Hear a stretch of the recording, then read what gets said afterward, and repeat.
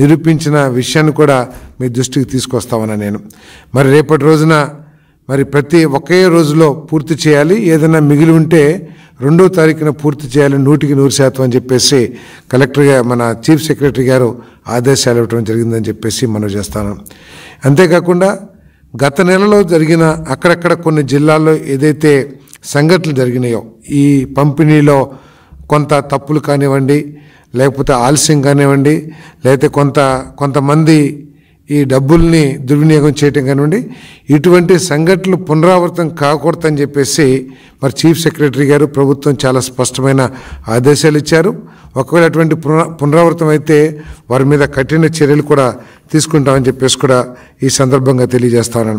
మరి రాష్ట్ర ఆర్థిక పరిస్థితి తీవ్ర ఇబ్బందుల్లో ఉన్నా కూడా కేవలం గత ప్రభుత్వ చేతకానితనం మూలంగా ఒక దేశంలోనే 1-2 స్థానాల్లో ఉండాల్సిన ఈ రాష్ట్రం అదో ఆర్థికంగా మరి చితికిపోయిన విషయాన్ని ప్రతి ఒక్కళ్ళు కూడా ఇటీవల ముఖ్యమంత్రి గారు ఇచ్చిన వైట్ పేపర్ ద్వారా, శ్వేతపత్రం ద్వారా కూడా అర్థం చేసుకున్నారు.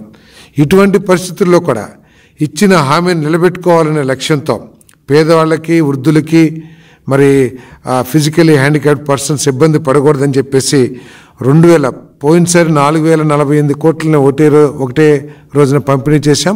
మరి రేపటి రోజున 4000 లెక్కన, అదేవిధంగా పెంచిన హ్యాండిక్యాప్డ్ పెన్షన్స్ ఇవన్నీ కూడా దాదాపు 2737.4 కోట్లని ఒకటే రోజు పంపిణీ చేయబోతున్నామని చెప్పేసి కూడా ఈ సందర్భంగా తెలియజేస్తా ఉన్నాం.